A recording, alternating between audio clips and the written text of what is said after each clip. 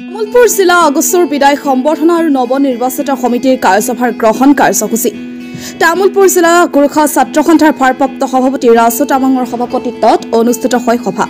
তামুলপুৰ জিলা গোৰ্খা ছাত্ৰ সন্থাৰ সভাপতি প্ৰকাশ লামা, উপসভাপতি মাধৱ চেত্ৰী, সাংগঠনিক সম্পাদক প্ৰণম উপ্ৰেতি, স্বয়ংসেৱক সম্পাদক উদয় ভট্টৰাই গোৰ্খা জনগোষ্ঠীৰ জাতীয় স্বাৰ্থত বিগত কেইবাবছৰ গোৰ্খা ছাত্ৰ সন্থা কৰাৰ পিছত বিগত 13 জুলাইত অব্যাহতি লৈছিল। আজি তেওঁলোকক বিদায় সম্বৰ্ধনা দিয়াৰ লগতে নতুন সমিতি হাতত কাৰ্যভাৰ অৰ্পণ কৰা হয়।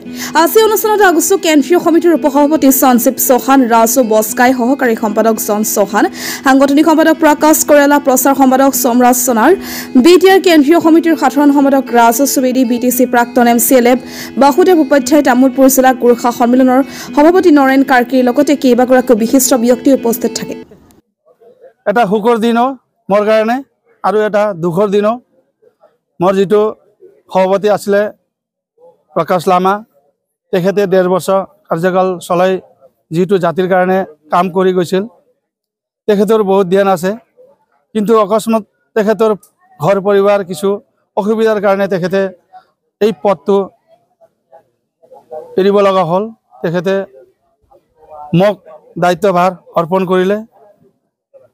দুখৰ কথা আৰু সুখৰ কথা মই ক'ব, মোৰ ইয়াতে ভাষা নাই, মই ইমান ক'ব নোৱাৰোঁ। আজি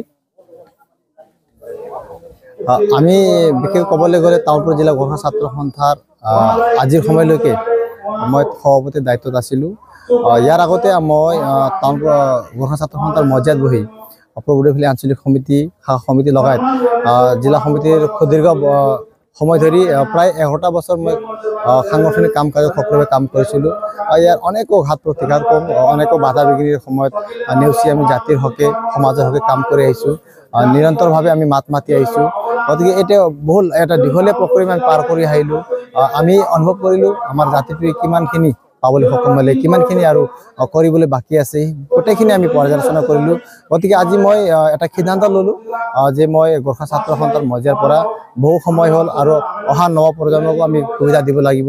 ঠিক এনেকুৱা মানসিকতাৰে মই তামুলপুৰ জিলা গোৰ্খা ছাত্ৰ সন্থাৰ সভাপতিৰ পদৰ পৰা অব্যাহতি ল'ব বিচাৰিছোঁ।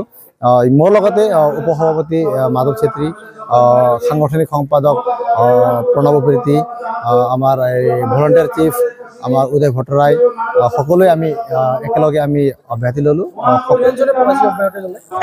আজি ক'ব গ'লে মই 18টা 20টা বছৰ মই সদৌ অসম গোৰ্খা ছাত্ৰ সন্থাৰ শাখা পৰ্যায়ৰ পৰা আহি মই জিলা পৰ্যায়ত মই দুবাৰকৈ মই সাধাৰণ সম্পাদকৰ পদত থাকি সামগ্ৰিক হিচাপে গোৰ্খা জাতিৰ নহয়, বাক্সা অবিভক্ত বাক্সা জিলা আৰু তামুলপুৰ জিলাত বসবাস কৰা সকলো জাতি জনগোষ্ঠীৰ যিটো প্ৰাপ্য অধিকাৰৰ কাৰণে আৰু জাতি জনগোষ্ঠীয়ে পাব লগা যিটো নেকি অধিকাৰৰ কাৰণে আমি সদায় মাত মাতি গৈছিলোঁ আৰু আজিৰ তাৰিখতো আমি মাত মাতি আহিছিলোঁ।